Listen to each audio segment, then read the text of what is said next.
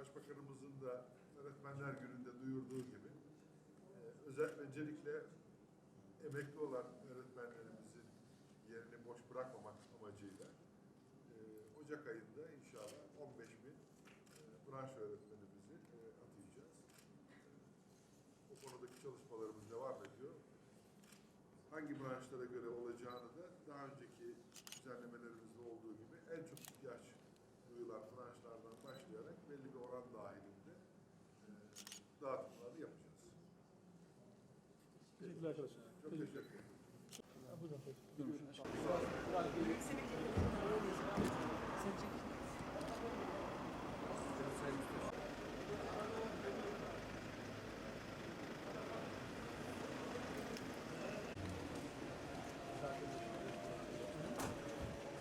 Ruhsat verirken Efendim onda sıkıntı hissedilir.